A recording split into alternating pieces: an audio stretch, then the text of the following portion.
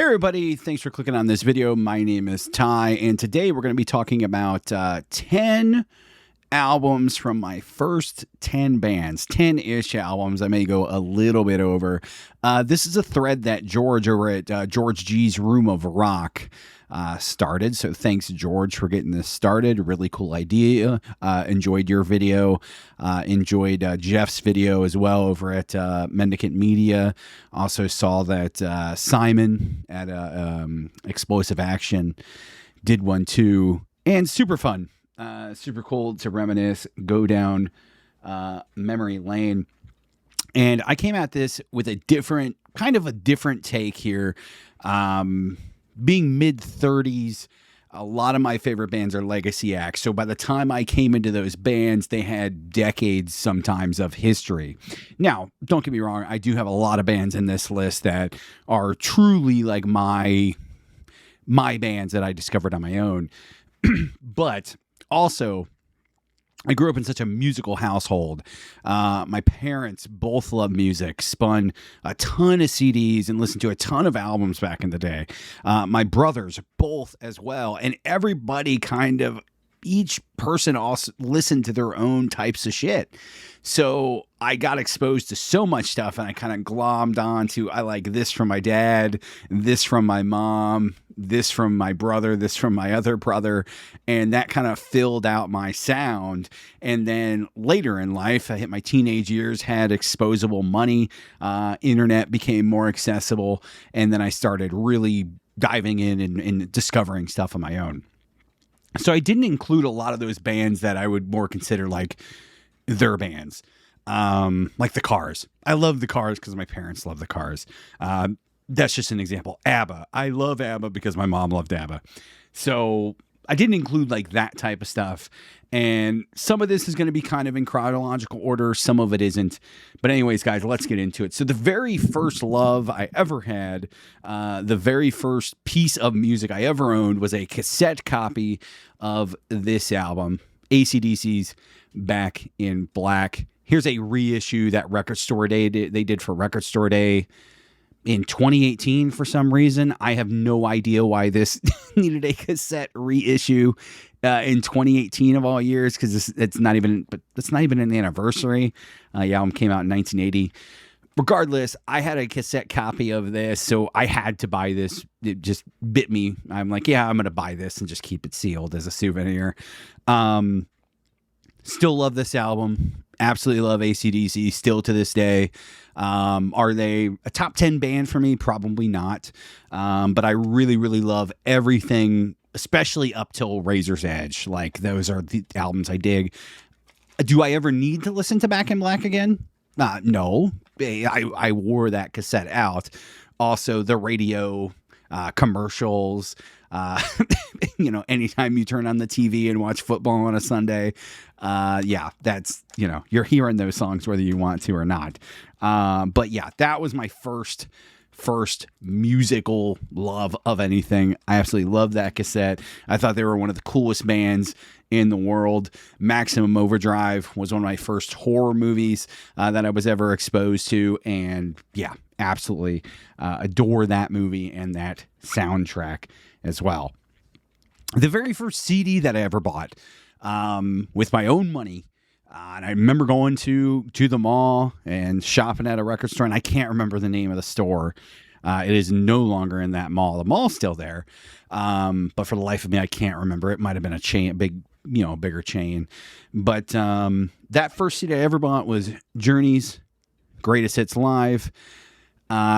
Absolutely love Journey. I wore the hell out of the Greatest Hits on CD. I would borrow my mom's CD all the time and spin it on my tiny ass jukebox and boombox jukebox. Yeah, this is the first thing I ever bought. I saw this and I'm like, oh, Greatest Hits Live. Let's check this out. And yeah, it's all the Greatest Hits live. They're not lying to you. Great fucking band. Just a great live band. Steve Smith, what an amazing drummer. Just underrated guys, man. Neil Sean's one of the greatest underrated guitar players of all time. Steve Perry, one of my favorite vocalists ever, The Voice for a reason. And then Jonathan Cain, one of the greatest songwriters of all time, has wrote some of the biggest pop songs you would ever hear. Do you ever need to hear Don't Stop Believin' again? No. I still love Journey, especially that Perry era means a ton to me. This is the very first CD that I ever spent with my own money, and I absolutely still love it to this day. Still love the band. And like I said, just so underrated, man. It is really difficult to write really great pop songs. A lot of people think it's not, but it is. It truly is. It's very easy to be niche. It's very hard to have true mass appeal. Sell 10 million records. That's that's a feat. You're in rarefied air when you get to that point, and your music becomes literally household names, household items. Like when you buy a house here, you get Journey's greatest hits. You get Aerosmith big ones. Like they just give it to you when you move in. Sort of half joking on there. But let's get into high school. So a lot of this is going to be high school stuff. So like freshman year, so like 13, 14, 15, like that time frame of age. And a lot of this is going to revolve around kind of Ozfest as well. Ozfest and Mayhem Fest were a big deal for me in discovering music, and I started going to shows around that time frame, like 2005, 2006. So turning 14, 15. Also, I had two older brothers, so I was always usually able to tag along to something, which was always nice. So let's get into it. Some of this is going to be in chronological, some is not. This is a legacy band, and they're my favorite band of all time. This is the first album that I ever bought from them, and that's Rush's Snakes and Arrows. Saw them on this tour, saw them on the Vapor Trails tour. It's the very first show I ever attended as a very young lad. But this is the first album I ever was able to spend my own money on. And yeah, it has a special place in my heart. It's not my favorite Rush album by any stretch of the imagination. But I dig it. Far Cry, Working Them Angels, The Main Monkey Business, great song there. Yeah, it still holds a special place in my heart because of that, and I saw them live, and it's just a great, great album. Rush is hard, though, too, because, like, Rush was just a constant in my life. Like, I grew up with Rush constantly being played, Alice in Chains, Queensryche. These are some of my favorite bands of all time, but it's hard for me to include them because, like, Alice in Chains is just a constant in my life. I can't really choose, like, this was the first album.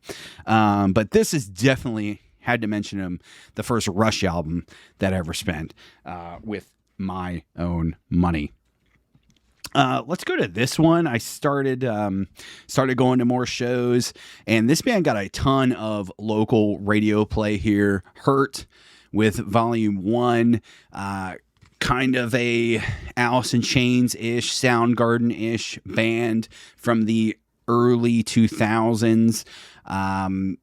Kind of radio rockish, but not really. Like, they never really blew up, and the label Capitol Records never really knew like where to put them because they weren't really anything like that was on the radio in 2005. Really heavy in lyrical content, not heavy metal by any stretch of the imagination, just good hard rock, a little bit experimental though. You get a lot of violin, really great vocals. Absolutely love this band. Still love them to this day. They no longer exist. But one of my first true loves of like discovery, saw them open for Alice in Chains on the Alice in Chains reunion tour and was basically just in love ever since. And then they got a ton of local radio play here as well. Sitting in Earth Science class, I got handed this record by a kid, In Flames with Come Clarity. I know a lot of old heads don't like In Flames, don't like the new style. This is 20 fucking years old, but the newer style of In Flames that they started in the late 90s, early 2000s. I love the band. You can't pick where you come in to these things. I love the band. The nostalgia bug hits hard with this album. I love all eras of the band. I adore Anders and Bjorn and Jesper, some of my favorite musicians ever. They exposed me to so much music, and this record will always be in my collection forever. Yeah, I remember getting handed that, and my world changed because I learned about Swedish bands. I learned about the Scandinavian metal scene, and then started doing looking for other things, which led me to this, At the Gates, Slaughter of the Soul, an absolute classic. And like right after In Flames, I discovered that and started getting into that band, and Dark Tranquillity and The Haunted and all that other stuff. And that led me into loving Melodeath and it's etc. And that's why I don't shit on any gateway bands, and I don't shit on anybody getting into bands. Because it can open a doorway, man, that can change people's lives. It truly, truly can. Dethklok with the Death album, number 1. Probably the only album I really, really love by them. And coincidentally enough, I never watched Metalocalypse. I just never cared about it for whatever reason. It should have been right up my alley as a teenager in that time frame, but I never really liked Adult Swim stuff for whatever reason. So yeah, but I fucking love this album. My brother and I saw them and Mastodon together, and yeah, Brendan Small and Gene Hoglan, who I think might still be playing in Dethklok. It's just a really cool live experience, and Brendan Small's a great player. Obviously, Gene Hoglan on drums, absolutely stellar. And this is just so fun and stupid. It's the kind of tongue-in-cheek shit about metal that I love. I love when people can take the piss out of metal and kind of bring some levity to the situation. It takes true talent. This band I still love to this day. I don't give a fuck. Give me shit in the comments. I don't care. Breaking Benjamin with Phobia, huge record for me from 2006. I spun this constantly in my truck. That's a big thing too, getting wheels for the first time, having a CD player, getting to finally choose what I want to listen to. And I love this record, man. Diary of Jane, Breath, Evil Angel, Dance with the Devil. Man, these songs are ingrained into my memory and DNA. And they are a radio rock band, but as far as some of the best, well-written, current radio rock, I guess current, again, they're over 20 years old. The band's like 25 years old now. But just Ben is such a good songwriter and is able to appeal to that pop sensibility, really write a catchy melody, great hooks, great choruses. Also, it's just stellar production on all of their albums. So that one I always adore. This band got into really, really early for me and opened my door to extreme metal. I have the CD booklet signed by the guys. And yeah, Ozfest, Mayhem Fest, again, very big, formative thing for me. Saw these guys many times on many festivals. That's Behemoth. This album in particular is The Apostasy. I adore this album. I adore this era of Behemoth. I have just many nostalgic memories of getting exposed to death metal and black metal through them. Again, another great gateway band, and just kind of branching off there. I met Nergal too. I saw them with Gohira on the Radio Rebellion tour in like 2008, maybe 2007. And I was at the merch booth buying a Behemoth shirt, and Nergal was out there talking to the merch girl. And I was the only one that recognized them outside of the makeup. And especially back then, they weren't nearly as big as they are now. And yeah, just was like, hey, I'm Ty. Nice to meet you, man. I love the music. And he was just such a cool dude. He was wearing an AC/DC shirt. Or I was wearing an AC/DC shirt. I can't remember. And we just bullshitted about AC/DC. Which was super cool, super fun. I always remember that. And yeah, they're not a band that I still go back to a ton because the more modern albums after them, after The Satanist, I'm like, they've kind of just chased that album, which is a masterpiece in my opinion, but they've kind of chased that album. But this era of the band, Demigod, The Apostasy, Evangelion, just absolutely stellar albums. And like I said, meeting those guys too, like, obviously adds a shit ton. Came home one day and threw on the reboot of Headbangers Ball with Jamie Josta, and Cry of the Blackbirds came on from this band, Amon Amarth. And again, just opened my door to Viking stuff, Viking metal and Melodeath and more Swedish bands. And like, holy shit, there's just a ton of bands. And by this point, they had been around for like 15 years. But this is when they really started catching fire in the States. And they're a massive band now, and good on them, dude. Like, a lot of people give them shit. You know, they're the Motorhead of Melodeath ever since everything's so formulaic and stuff. But they know what they do, and they do it well. I'm not going to give them fault. I'm not going to spin every record a ton. But, you know, whatever. They found their fucking niche, and they've made a ton of money. So good on them. But yeah, I still love this record. And that seeing that Cry of the Blackbirds video absolutely changed my life. That's for damn sure. Do this one, Black Sabbath, the Dio years. This exposed me to Dio Black Sabbath. I remember when Ronnie was coming back into the band and they did the big interview with Eddie Trunk for VH1 Classic, him and Geezer and Tony. And yeah, I just remember being like, oh, there's a whole other era of this band that I had no idea about. And I remember the day that this came out, because I was working at Target at the time. I'm working part-time. I maybe get taken home $300, $200 sometimes, depending on how many hours I worked. And a lot of that went to CDs.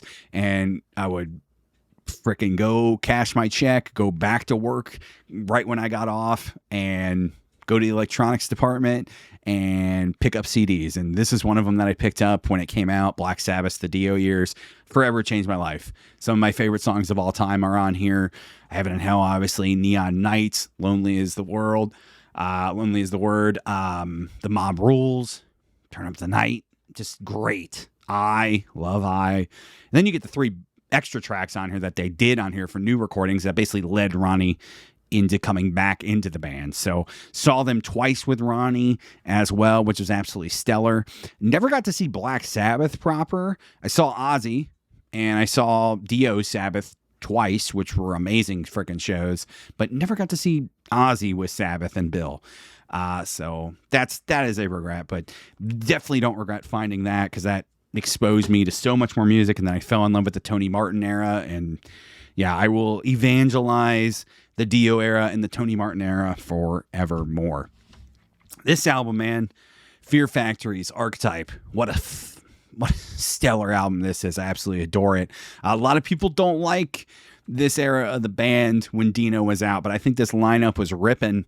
And I think Burton sounds great. The title track is absolutely amazing. Slave Labor. Also a good one, Corporate Cloning.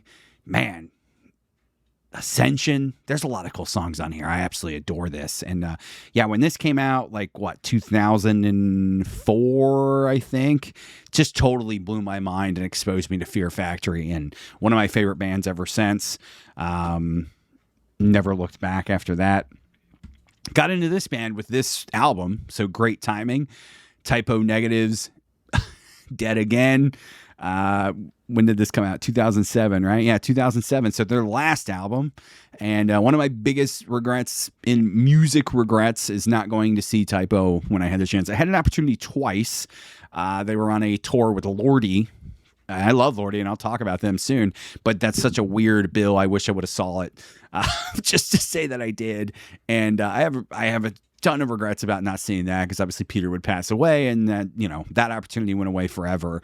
I fucking love this record, man. It's so good. It's so dark. It's so doomy. The Prophet of Doom, September Sun, is one of the best songs they ever wrote, man. I love that song. It's beautiful. Haunting song. An ode to Locksmiths. Just another great song. Yeah, I absolutely adore this album. This is when I discovered the band for me.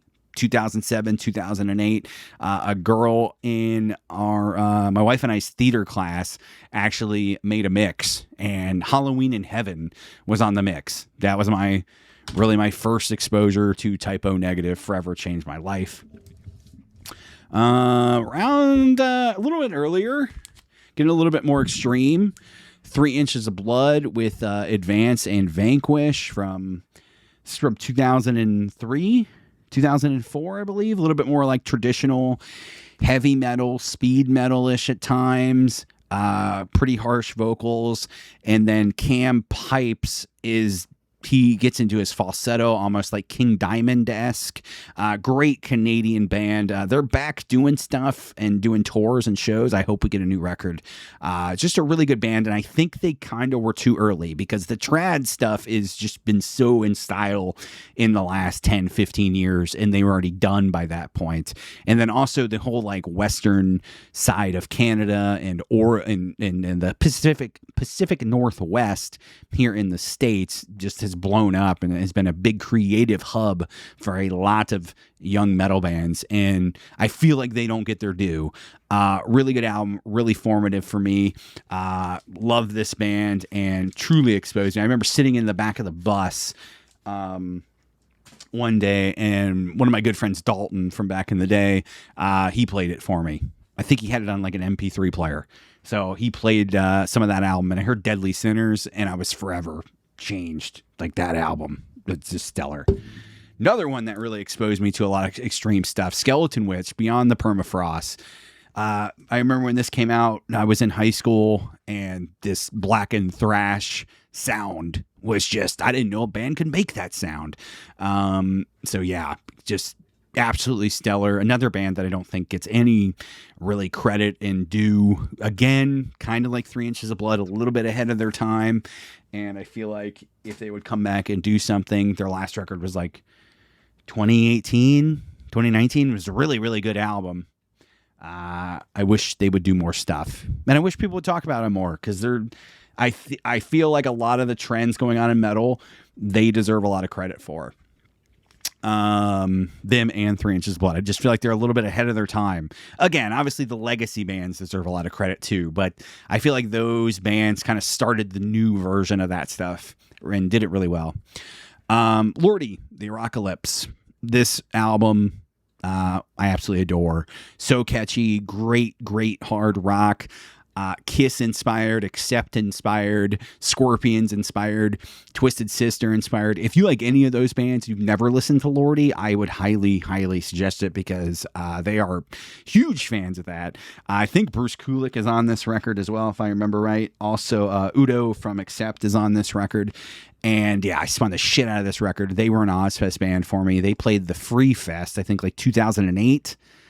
2007, whenever that was. Same thing with Behemoth. So yeah, a lot of bands I was exposed to because of those festivals, which those fests get shit on. But honestly, man, there were such good exposure for a lot of bands. I discovered a lot of bands through that, and not just mainstream shit either.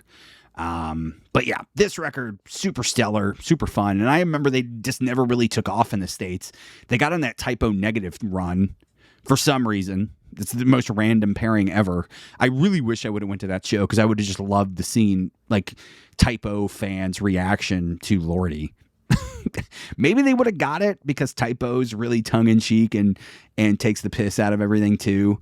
And Lordi is just really good Kiss-inspired hard rock. Like that's what they grew up on, and they wanted to do a more horror version, combined horror movies with Kiss.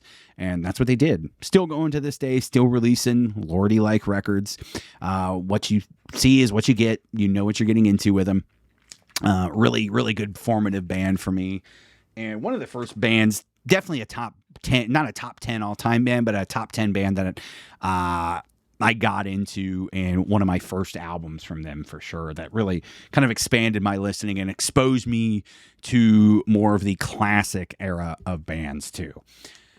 This record, I can't say enough about this album. Prog masterpiece, exposed me to wanting to get into 70s prog and expand that side of my listening. I'd always loved Rush, but as far as like harder prog and like more like 70s prog, like Genesis and Yes and stuff, never really cared. Once this came out, I cared. I wanted to learn about what was kind of influencing these guys. I Love this album. I think it's really their best album. I think it really kind of encapsulates like their early stuff with where they were going. Still heavy enough to satisfy early fans, but proggy enough and catchy enough to bring a lot of newcomers as well. I think it straddles that line very, very nicely. And this record, I just spun a shit ton, a ton in high school. So that is definitely a 10 first bands and first albums that changed my life. Same thing with this one. Trivium's Ascendancy, 2005, another Ozfest, Mayhem Fest type band. I love these dudes. I love Matt. I think he's a good ambassador for metal. I know a lot of people don't like the true heads don't like this band. I get it. I don't really give a fuck though. They're super cool dudes. Corey and Matt and Paulo still in the band, still going to this day, 25 years later. It's absolutely insane, man. Still dropping records and playing big shows to people. And yeah, this record just formative. And they kind of got always lumped into the metalcore thing. And they do the Beauty and the Beast vocal type thing, but it's not like the New England metalcore bands, which like Killswitch and All That Remains are big formative bands for me too. But I think this is drawing way more from thrash and more extreme versions of metal. But yeah, is it the heaviest thing in the world? No, I'm never gonna try to say that shit, And I understand when people get pissed off when people do that stuff. Like, yeah, Trivium's the heaviest thing ever. They're not. But they're a great gateway fucking band, and that record for sure definitely fits this bill. Couple more. Iron Maiden's Matter of Life and Death. This is where I came into the band. Absolutely changed my life. I went over to that friend's house who played me Deadly Sinners on the bus, and he had a poster of the reincarnation of Benjamin Brieg. That single artwork, that's absolutely amazing artwork, by the way. He had that poster on his wall, and I remember being like, what the fuck is that? And I have known of Iron Maiden, but didn't really bother to try to get into them. And that really exposed me. This album really exposed me. I know a lot of people, a lot of diehards, old heads probably don't like this record. I really like it. And a lot of it's nostalgia still. It's overly long. It's kind of bloated. I think it smokes Senjutsu. I think it smokes Final Frontier. Probably Book of Souls too. I don't remember my ranking. Different World, Brighter Than 1,000 Suns. I love that song. Reincarnation of Benjamin Brieg. For the Greater Good of God, probably the best song on here for my money. Great album cover too. Probably one of the last really good Maiden album covers, that and Brave New World. Absolutely stellar as far as the reunion with Bruce era stuff. Last one I'll talk about. Top 10 band for me. The album that got me into them. Halloween, Gambling with the Devil. I remember when Sam Dunn did Metal A Headbanger's Journey and had his, and for better or for worse, he had his stupid genre charts in there. And I remember Halloween being in the power metal one and being like, what the hell is that? And I remember my brother and I just trying to buy everything that was on those genre charts. So again, you can shit on Sam Dunn, you could shit on Banger. I do too. I don't really watch a lot of Banger TV anymore. It's kind of cringe to me, a lot of it. But as far as exposing people to bands, I would say Sam and his films deserve a big pat on the back. Because I might have never fallen in Halloween without it. I remember when this album came out, I bought it the day it came out, used that Target money to pick this up. My life was forever changed. A fucking stellar Andy Darris album, in spite of the artwork. If you've never listened to this, I highly suggest it. As Long as I Fall, what a great catchy tune. Paint a New World, awesome. One of my favorite Darris era tracks is Paint a New World. IME, really good song. Bells of the Seven Hells. And then you get this great picture on there. Look at her. Just all forehead. All forehead.